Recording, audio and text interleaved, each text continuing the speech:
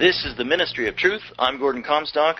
This is Chapter 3, Volume 1, of Gustavus Myers's The History of the Great American Fortunes. The Rise of the Trading Class. The creation of the great landed estates was accompanied by the slow development of the small trader and merchant. Necessarily, they first established themselves in the seaports, where business was concentrated. Many obstacles long held them down to a narrow sphere. The great chartered companies monopolized the profitable resources. The land magnates exacted tribute for the slightest privilege granted. Drastic laws forbade competition with the companies, and the power of law and the severities of class government were severely felt by the merchants. The chartered corporations and the land dignitaries were often one group with an identity of men and interests. Against their strength and capital, the petty trader or merchant could not prevail. Daring and enterprising though he be, he was forced to a certain compressed routine of business. He could sell the goods which the company sold to him, but could not undertake to set up manufacturing. And after the companies had passed away, the landed aristocracy used its power to suppress all undue initiative on his part. The manorial lords monopolized trade. This was especially so in New York, where all power was concentrated in the hands of a few landowners. Quote, "To say," unquote, says Sabine, quote, "that the political institutions of New York formed a feudal aristocracy is to define them with tolerable accuracy. The soil was owned by a few. The masses were mere retainers or tenants, as in the monarchies of Europe. The feudal lord was also the dominant manufacturer and trader. He forced his tenants to sign covenants that they should trade in nothing else than the produce of the manor, that they should trade nowhere else but at his store, that they should grind their flour at his mill and buy bread at his bakery, lumber at his sawmills, and liquor at his brewery. Thus, he was not only able to squeeze the last penny from them by exorbitant prices, but it was in his power to keep them everlastingly in debt to him. He claimed and held a monopoly in his domain of whatever trade he could seize. These feudal tenures were established in law. Woe to the tenant who presumed to infract them. He became a criminal and was punished as a felon. The petty merchant could not and dared not compete with the trading monopolies of the manorial lords within these feudal jurisdictions. In such a system, the merchant's place for a century and a half was a minor one, although far above that of the drudging laborer. Merchants resorted to sharp and frequently dubious ways of getting money together. They bargained and sold shrewdly, kept their wits ever open, turned sycophant to the aristocracy, and a fleecer of the laborer. It would appear that in New York, at least, the practice of the most audacious usury was an early and favorite means of acquiring the property of others. These others were invariably the mechanic or laborer. The merchant dared not attempt to overreach the aristocrat whose power he had good reason to fear.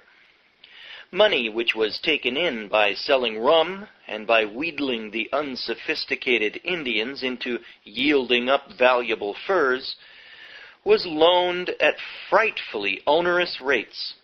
The loans unpaid, the lender swooped mercilessly upon the property of the unfortunate and gathered it in. Never changes. The richest merchant of his period in the province of New York was Cornelius Steenwick, a liquor merchant who died in 1686. He left a total estate of £4,382 and a long list of book debts which disclosed that almost every man in New York City owed money to him, partly for rum, in part for loans. The same was true of Peter Jacob Marius, a rich merchant who died in 1706, leaving behind a host of debtors, quote, which included about all the male population on Manhattan Island, unquote. The eminent counterman was, quote, buried like a gentleman, unquote. At his funeral, large sums were spent for wine, cookies, pipes and tobacco, beer, spice for burnt wine, and sugar, all according to approved and reverent Dutch fashion. The actual currency left by some of these rich men was a curious conglomeration of almost every stamp, showing the results of a mixed assemblage of customers. There were Spanish pistoles, guineas, Arabian coin, bank dollars, Dutch and French money, a motley assortment, all carefully heaped together. Without doubt, those enterprising pirate captains, Kidd and Burgess, and their crews, were good customers of these accommodating and undiscriminating merchants. It was a time when money was triply valued, for little of it passed in circulation. To a people who traded largely by barter, and whose media of exchange for a long time were wampum, peltries, and other articles, the touch and clink of gold and silver were extremely precious and fascinating. Buccaneers Kidd and Burgess deserved the credit for introducing into New York much of the variegated gold and silver coin, and it was believed that they long had some of the leading merchants as their allies in disposing of their plundered goods, in giving them information and affording them protection. The trader's methods. By one means or another, some of the New York merchants of the period attained a standing in point of wealth equal to not a few of the land magnates. William Lawrence of Flushing, Long Island, was, quote, a man of great wealth and social standing, unquote.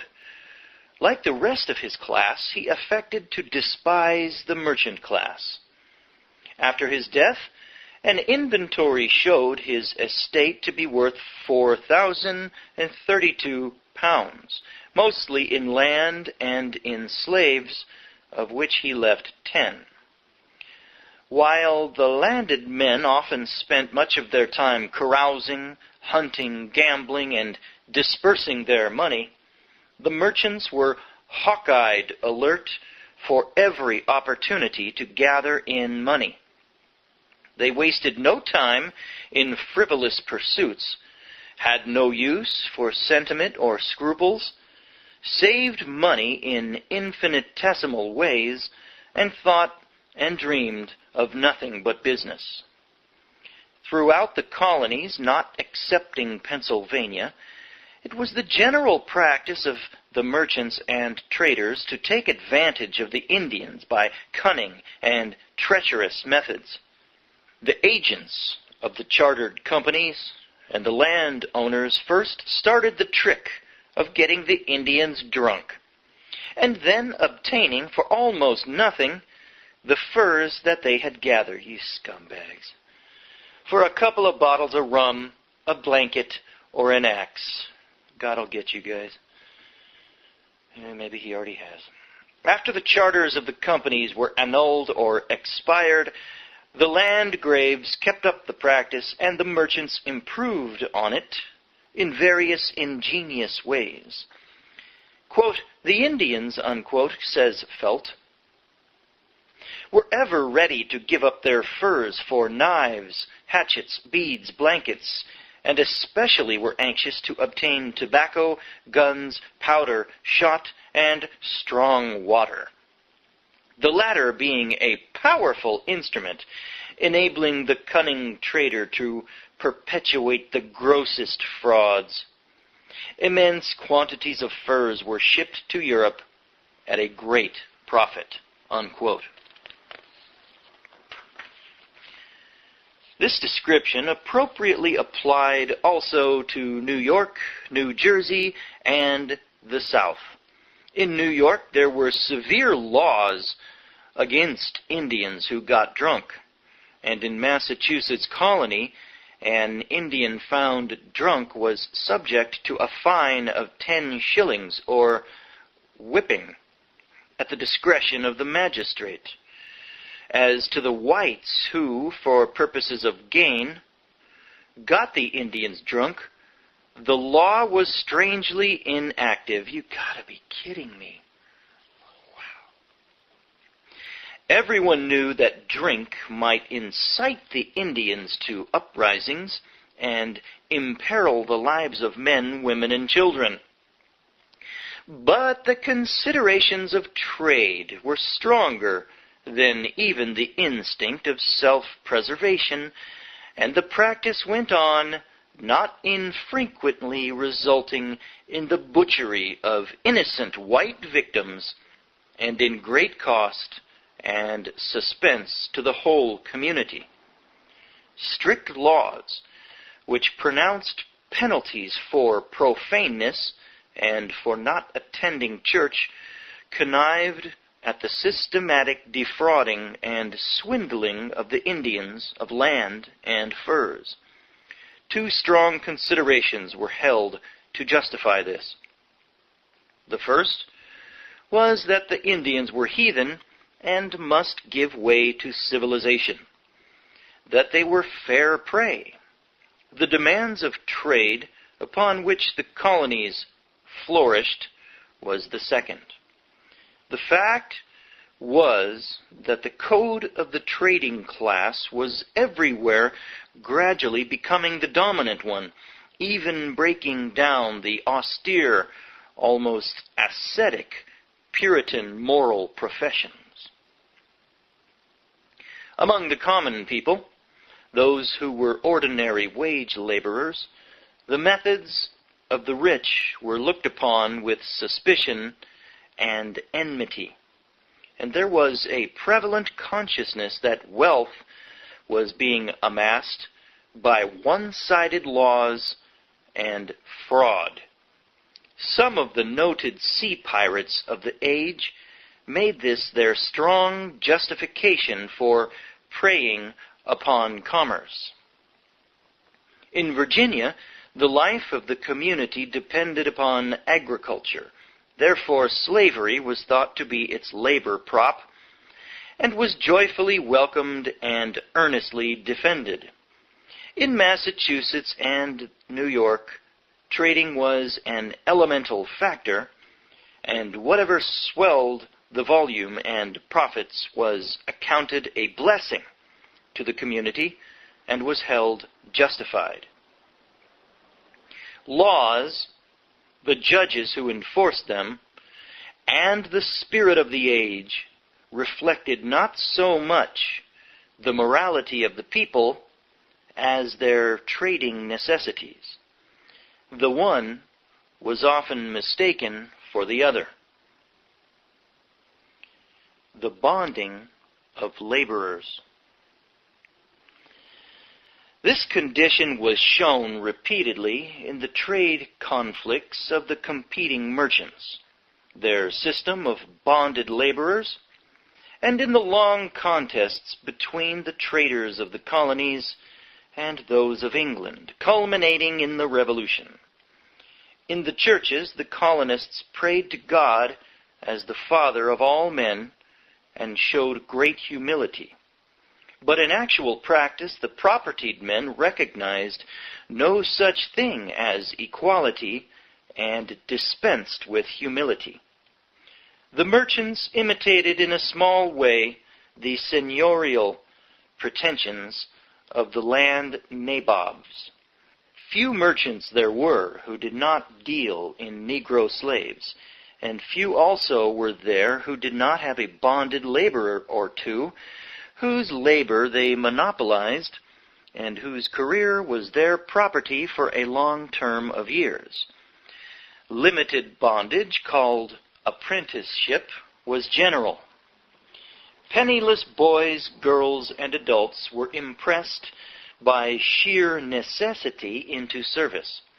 Nicholas Auger, 10 years old, binds himself in 1694 to Wessel Evertson, a cooper, for a term of 9 years, and swears that, quote, he will truly serve the commandments of his master lawful, shall do no hurt to his master, nor waste, nor purloin his goods, nor lend them to anybody at dice, or other unlawful game, shall not contract matrimony, nor frequent taverns, shall not absent himself from his master's service day or night, unquote.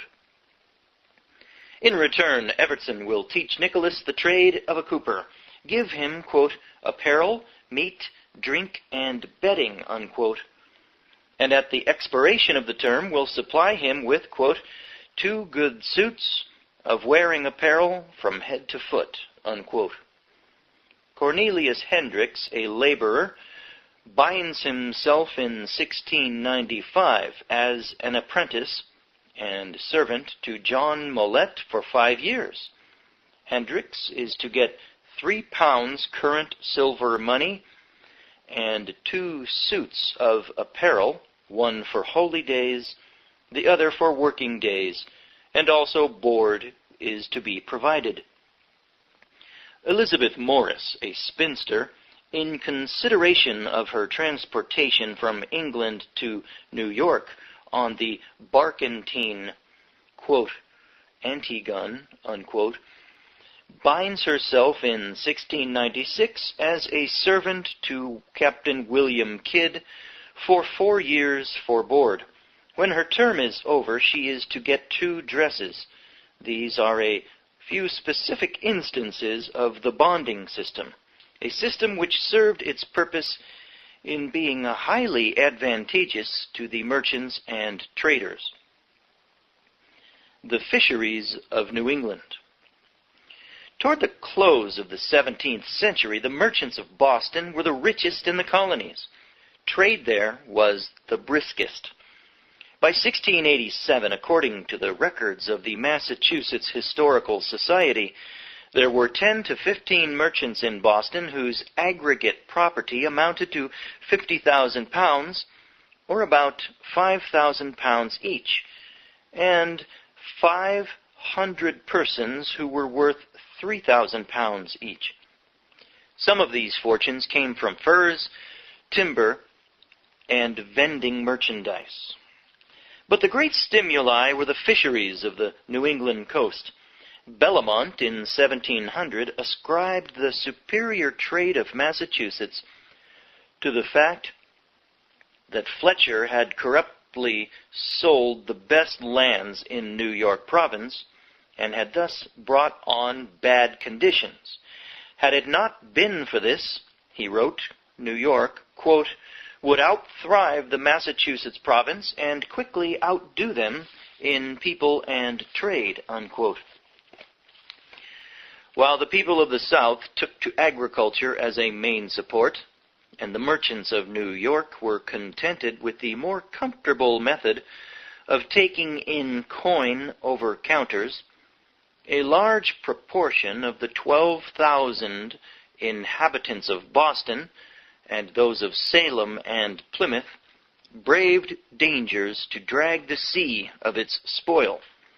They developed hardy traits of character, a bold adventurousness, and a singular independence of movement which in time engendered a bustling race of traders who navigated the world for trade. It was from shipping that the noted fortunes of the early decades of the 18th century came. The origin of the means by which these fortunes were got together lay greatly in the fisheries. The emblem of the codfish in the Massachusetts State House is a survival of the days when the fisheries were the great and most prolific sources of wealth and the chief incentive of all kinds of trade. A tremendous energy was shown in the hazards of the business. So thoroughly were the fisheries recognized as important to the life of the whole New England community that vessels were often built by public subscription, as was instanced in Plymouth, where public subscription on one occasion defrayed the expense.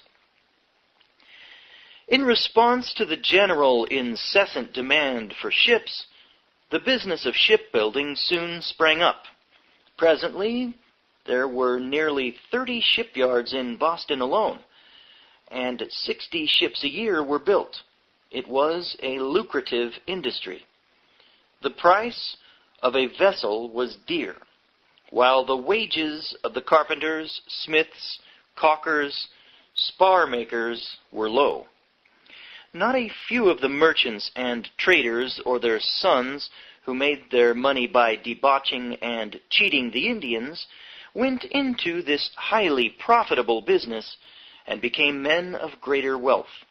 By 1700, Boston was shipping 50,000 quintals of dried codfish every year.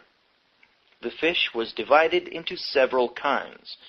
The choice quality went to the Catholic countries, where there was a great demand for it, principally to Bilboa, Lisbon, and Oporto. The refuse was shipped to the West India Islands for sale to the Negro slaves and laborers. The price varied. In 1699 it was 18 shillings a quintal. The next year, we read, it had fallen to 12 shillings because the French fisheries had glutted the market abroad. Force as good as force. Along with the fisheries, considerable wealth was extracted in New England, as elsewhere in the colonies, from the shipment of timber. Sharp traders easily got the advantage of Indians and landowners in buying the privilege of cutting timber. In some cases, particularly in New Hampshire, which Allen claimed to own, the timber was simply taken without leave. The word was passed that force was as good as force, fraud as good as fraud. Allen had got the province by force and fraud. Let him stop the timber cutters if he dare. Ship timber was eagerly sought in European ports. One Boston merchant is recorded as having taken a cargo of this timber to Lisbon and clearing a profit of 1,600 pounds on an expenditure of 300 pounds. Quote, "Everybody is excited," unquote, wrote Bellamont on June 22nd, 1700, to the Lords Commissioners for Trades and Plantations. Quote, "Some of the merchants of Salem are now loading a ship with 12,000 feet of the noblest ship's timber that has ever been seen," unquote. The whale fishery sprang up about this time and brought in great profits. The original method was to sight the whale from a lookout on shore, push out in a boat, capture him, and return to the shore with the carcass. The oil was extracted from the blubber and readily sold. As whales became scarce around the New England islands, the whalers pushed off into the ocean in small vessels. Within 50 years, at least 60 craft were engaged in the venture. By degrees, larger and larger vessels were built until they began to double Cape Horn, and were sometimes absent from a year and a half to 3 years. The labors of the crews were often richly rewarded with 1,000 barrels of sperm oil and 250 barrels of whale oil. British traders' tactics. By the middle of the 17th century, the colonial merchants were in a position to establish manufactures to compete with the British. A seafaring race and a mercantile fleet had come into militant existence, and ambitious designs were meditated of conquering a part of the import and export trade held by the British. The colonial shipowner, sending tobacco, corn, timber, or fish to Europe, did not see why he should not load his ship with commodities on the return trip and make a double profit. It was now that the British trading class peremptorily stepped in and used the power of government to suppress in its infancy a competition that alarmed them. Heavy export duties were now declared on every colonial article which would interfere with the monopoly which the British trading class held and aimed to hold, while the most exacting duties were put on non-British imports. Colonial factories were killed off by summary legislation. In 1699, Parliament enacted that no wool yarn or woolen manufactures of the American colonies should be exported to any place whatever. This was a destructive bit of legislation, as nearly every colonial rural family kept sheep and raised flax and were getting expert at the making of coarse linen and woolen cloths. No sooner had the colonists begun to make paper than that industry was likewise choked. With hats, it was the same. The colonists had scarcely begun to export hats to Spain, Portugal, and the West Indies before the British Company of Hatters called upon the government to put a stop to this colonial interference with their trade. An act was thereupon passed by Parliament forbidding the exportation of hats from any American colony, and the selling in one colony of hats made in another. Colonial iron mills began to blast. They were promptly declared a nuisance, and Parliament ordered that no mill or engine for slitting or rolling iron be used, but graciously allowed pig and bar iron to be imported from England into the colonies. Distilleries were common. Molasses was extensively used in the making of rum, and also by the fishermen. A heavy duty was put upon molasses and sugar, as also on tea, nails, glass, and paints. Smuggling became general. A narrative of the adroit devices resorted to would make an interesting tale. These restrictive acts brought about various momentous results. They not only arrayed the whole trading class against Great Britain, and in turn the great body of the colonists, but they operated to keep down in size and latitude the private fortunes by limiting the ways in which the wealth of individuals could be employed. Much money was withdrawn from active business and invested in land and mortgages. Still, despite the crushing laws with which colonial capitalists had to contend, the fisheries were an incessant source of profit. By 1765, they employed 4,000 seamen and 28,000 tons of shipping, and did a business estimated at somewhat more than $1 million. Okay, that was Chapter 3 of Volume 1 of Gustavus Myers's The History of the Great American Fortunes, leading up to the time when the robber barons put the kibosh on this country. I'm getting through this early history, which a lot of it I didn't know. So some of it's a little bit tedious. Some of it is fascinating, though, too. We're going to do Chapter 4, but first I'm going to take a little break here. I'll see you in a few minutes.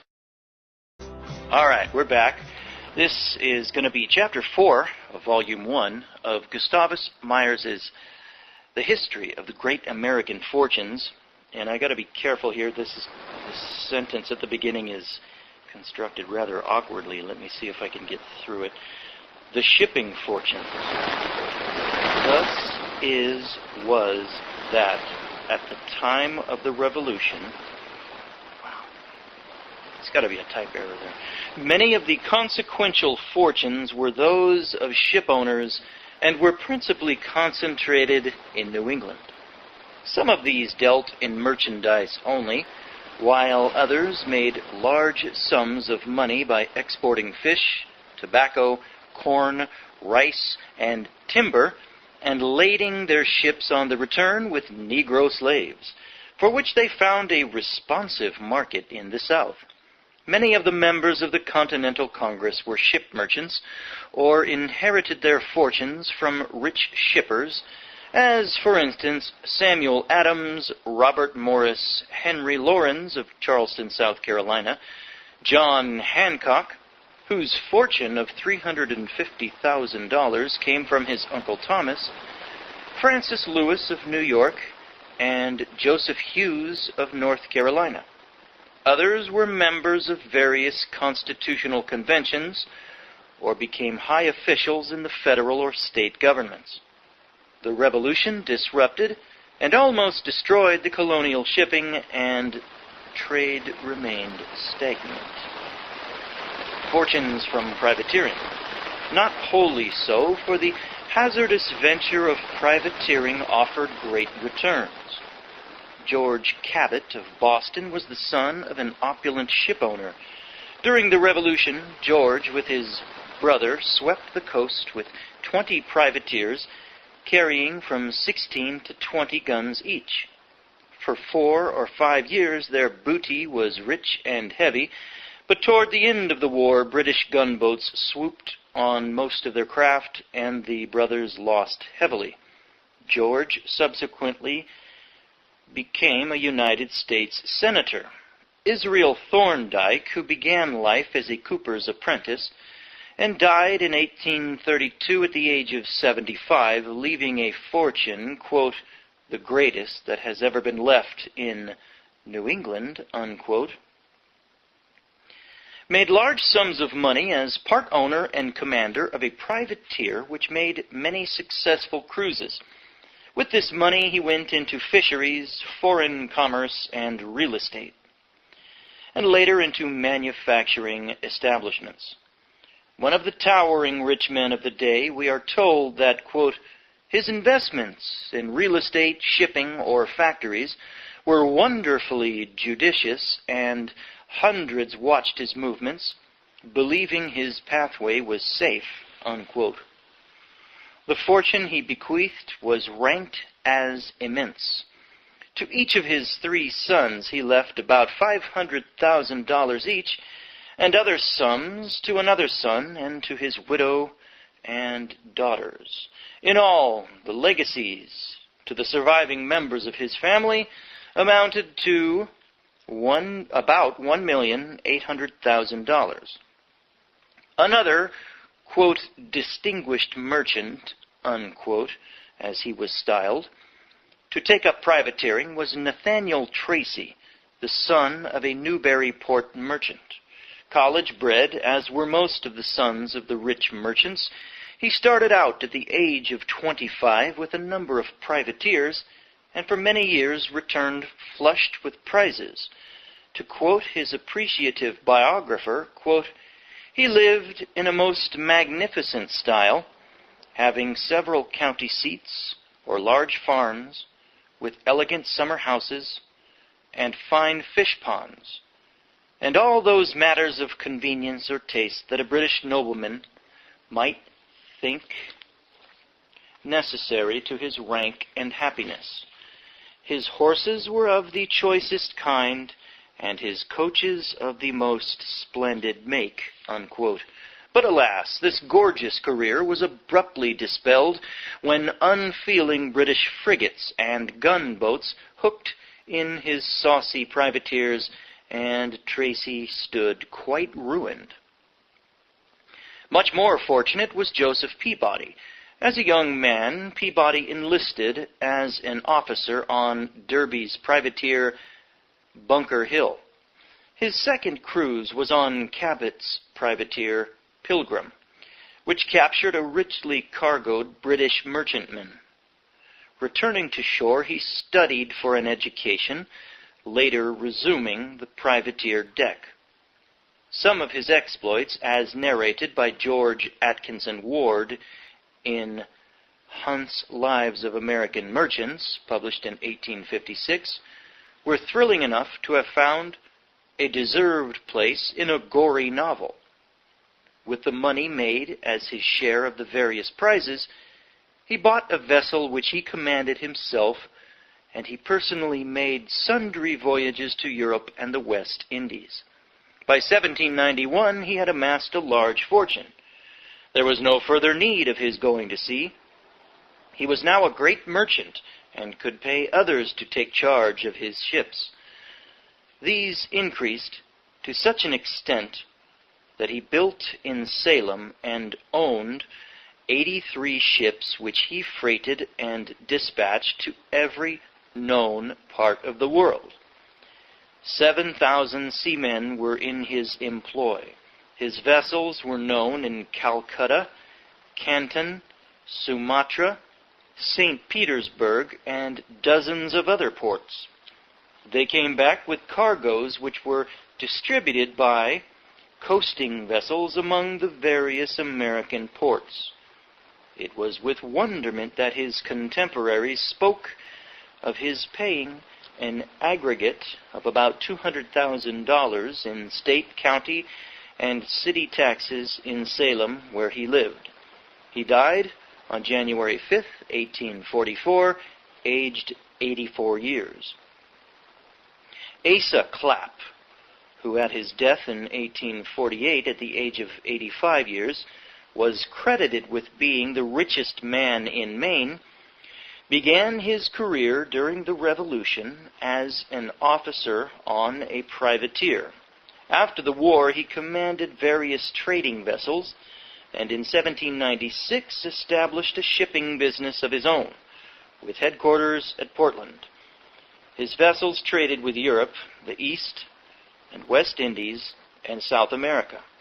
In his later years, he went into banking. Of the size of his fortune, we are left in ignorance. A glance at other shipping fortunes. These are instances of rich men whose original capital came from privateering, which was recognized as a legitimate method of reprisal. As to the inception of the fortunes of other prominent capitalists of the period, few details are extant in the cases of most of them. Of the antecedents and life of Thomas Russell, a Boston shipper who died in 1796, quote, supposedly leaving the largest amount of property which up to that time had been accumulated in New England, unquote, little is known. The extent of his fortune cannot be learned. Russell was one of the first, after the Revolution, to engage in trade with Russia and drove many a hard bargain. He built a stately mansion in Charleston and daily traveled to Boston in a coach drawn by 4 black horses. In business he was inflexible, trade considerations aside, he was an almsgiver. Of Cyrus Butler, another shipowner and trader, who, according to one authority, was probably the richest man in New England, and who, according to the statement of another publication, left a fortune estimated at from $3 to $4 millions of dollars, few details likewise are known. He was the son of Samuel Butler, a shoemaker who removed from Edgartown, Massachusetts to Providence about 1750 and became a merchant and shipowner. Cyrus followed in his steps. When this millionaire died at the age of 82 in 1849, the size of his fortune excited wonderment throughout New England. It may here be noted, as a fact worthy of comment, that of the group of hale, rich shipowners, there were few who did not live to be octogenarians. Sounds like today with the Rockefellers and the Kissingers and all of the oligarchs. They always live so long. The rapidity with which large fortunes were made was not a riddle. Labor was cheap and unorganized, and the profits of trade were enormous. According to Whedon, the customary profits at the close of the 18th century on muslins and calicos were 100%. Cargoes of coffee sometimes yielded 3 or 4 times that amount. Whedon instances one shipment of plain glass tumblers costing less than $1,000, which sold for $12,000 in the Isle of France. The prospects of a dazzling fortune speedily reaped instigated owners of capital to take the most perilous chances. Decayed ships, superficially patched up, were often sent out on the chance that luck and skill would get them through the voyage and yield fortunes. Crew after crew was sacrificed to this frenzied rush for money, and nothing was thought of it. Again, there were examples of almost incredible temerity. In his biography of Peter Charndon Brooks, one of the principal merchants of the day, and his father-in-law, Edward Everett, tells of a ship sailing from Calcutta to Boston with a youth of 19 in command. Why or how this boy was placed in charge is not explained. This juvenile captain had nothing in the way of a chart on board except a small map of the world in Guthrie's Geography. He made the trip successfully. Later, when he became a rich Boston banker, the tale of this feat was one of the proud annals of his life, and, if true, deservedly so. Whitney's notable invention of the cotton gin in 1793 had given a stupendous impetus to cotton growing in the southern states. As the ship owners were chiefly centered in New England, the export of this staple vastly increased their trade and fortunes. It might be thought, parenthetically, that Whitney himself should have made a surpassing fortune from an invention which brought millions of dollars to planters and traders.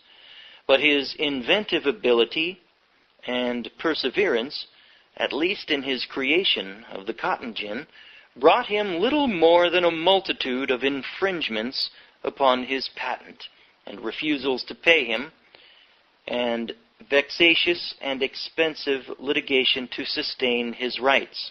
Isn't that always the case? The people with the skills, the acumen to invent things, they typically lack the ruthless, Machiavellian, sinful skills, I will say, to succeed in godless business. And they get, the world treats them ruthlessly, deceitfully. In despair, he turned, did Whitney, in 1808 to the manufacture in New Haven of firearms for the government, and from this business managed to get a fortune. Whitney made it. From the Canton and Calcutta trade, Thomas Handazed Perkins, a Boston shipper, extracted a fortune of $2 million. His ships made 30 voyages around the world.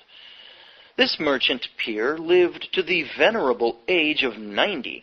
When he passed away in 1854, his fortune, although intact, had shrunken to modest proportions compared with a few others which had sprung up. James Lloyd, a partner of Perkins, likewise profited. In 1808, he was elected a United States Senator and later re-elected.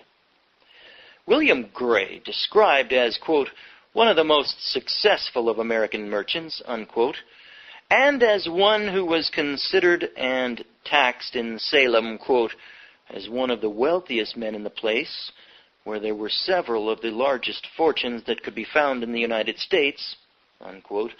He owned, in his heyday, more than 60 sail of vessels. Some scant details are obtainable as to the career and personality of his moneyed colossus. He began as an apprenticed mechanic. For more than 50 years he rose at dawn and was shaved and dressed. His letters and papers were then spread before him, and the day's business was begun. At his death in 1825, no inventory of his estate was taken. The present millions of the Brown fortune of Rhode Island came largely from the trading activities of Nicholas Brown and the accretions of which increased population and values have brought. Nicholas Brown was born in Providence in 1760 of a well-to-do father. He went to Rhode Island College, later named in his honor by reason of his gifts to Brown College, Brown University, and greatly increased his fortune in the shipping trade. It is quite needless, however, to give further instances in support of the statement that nearly all of the large active fortunes of the latter part of the 18th and the early period of the 19th century came from the shipping trade and were mainly concentrated in New England. The proceeds of these fortunes frequently were put into factories, canals, turnpikes, and later into railroads, telegraph lines, and express companies. Seldom, however, has the money thus employed really gone to the descendants of the men who amassed it, but has since passed over to men who, by superior cunning, have contrived to get the wealth into their own hands. This statement is an anticipation of facts that will be more cognate in subsequent chapters. He's talking about the robber baron era. I can't wait till he gets that, till he exposes those ruthless scumbags. But it may be appropriately referred to here. There were some exceptions to the general condition of the large fortunes from shipping being compactly held in New England. Thomas Pym Cope, a Philadelphia Quaker, did a brisk shipping trade and founded the first regular line of packets between Philadelphia and Baltimore. With the money thus made, he went into canal and railroad enterprises.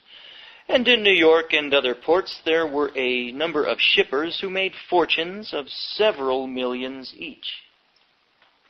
The workers' meager share. Obviously, these millionaires created nothing except the enterprise of distributing products made by the toil and skill of millions of workers the world over.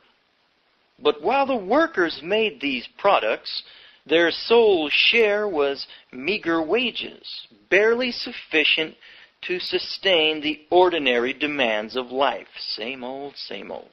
Moreover, the workers of one country were compelled to pay exorbitant prices for the goods turned out by the workers of other countries. The shippers, who stood as middlemen between the workers of the different countries, reaped the great rewards. Nevertheless, it should not be overlooked that the shippers played their distinct and useful part in their time and age, the spirit of which was intensely ultra-competitive and individualistic in the most sordid sense. Okay, that was Chapter 4 of Gustavus Myers's The History of the Great American Fortunes. I'm Gordon Comstock. This is the Ministry of Truth. Why do we read secular histories like this? Well, I suppose one of my main reasons is to show you folks, to emphasize the fact that you should stop putting your faith in human government. We show you the absurdity of the folly of human history and the hatred and the selfishness, all of the evil of human history, which it's the one constant in human history, is the glaring sin, the selfishness everywhere.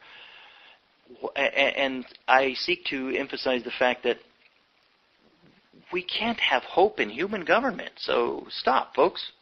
Until Jesus Christ returns, this is a lost cause. So I learn more and teach more about the folly of secular history in order to emphasize how much we need Jesus Christ to rule this world and to rule over us. And that's it. Get yourself right with Jesus Christ before it's too late, folks. Thanks for listening. Over and out. In debt to him. He claimed and held a monopoly in his domain of whatever trade he could seize. These feudal tenures were established in law. Woe to the tenant who presumed to infract them. He became a criminal and was punished as a felon. The petty merchant could not and dared not compete with the trading monopolies of the manorial lords within these feudal jurisdictions.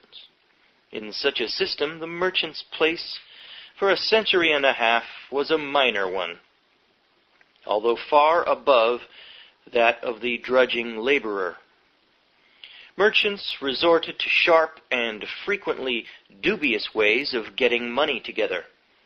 They bargained and sold shrewdly, kept their wits ever open, turned sycophant to the aristocracy, and a fleecer of the laborer. Institutions of New York formed a feudal aristocracy is to define them with tolerable accuracy.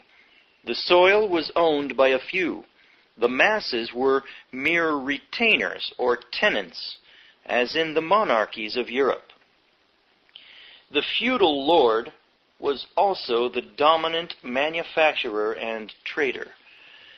He forced his tenants to sign covenants that they should trade in nothing else than the produce of the manor, that they should trade nowhere else but at his store, that they should grind their flour at his mill and buy bread at his bakery, lumber at his sawmills, and liquor at his brewery.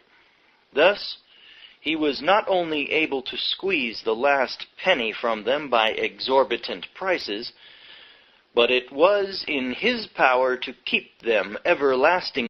This is the Ministry of Truth. I'm Gordon Comstock. This is Chapter 3, Volume 1, of Gustavus Myers's The History of the Great American Fortunes. The Rise of the Trading Class.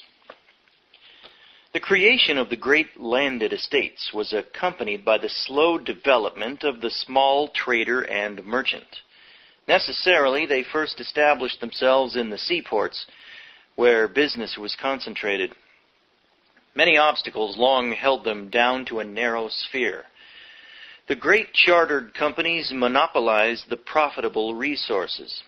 The land magnates exacted tribute for the slightest privilege granted. Drastic laws forbade competition with the companies, and the power of law and the severities of class government were severely felt by the merchants. the chartered corporations, it would appear that in New York, at least, the practice of the most audacious usury was an early and favorite means of acquiring the property of others. These others were invariably the mechanic or laborer. The merchant dared not attempt to overreach the aristocrat whose power he had good reason to fear. Money which was taken in by selling rum and by wheedling the unsophisticated Indians into yielding up valuable furs was loaned at frightfully onerous rates. The loans unpaid, the lender swooped mercilessly upon the property of the unfortunate and gathered it in. Never changes. The richest merchant and the land dignitaries were often one group with an identity of men and interests. Against their strength and capital, the petty trader or merchant could not prevail. Daring and enterprising though he be, he was forced to a certain compressed routine of business. He could sell the goods which the company sold to him, but could not undertake to set up manufacturing. And after the companies had passed away, the landed aristocracy used its power to suppress all undue initiative on his part. The manorial lords monopolized trade. This was especially so in New York, where all power was concentrated in the hands of a few landowners. Quote, "To say," unquote, says Sabine, quote, "that the political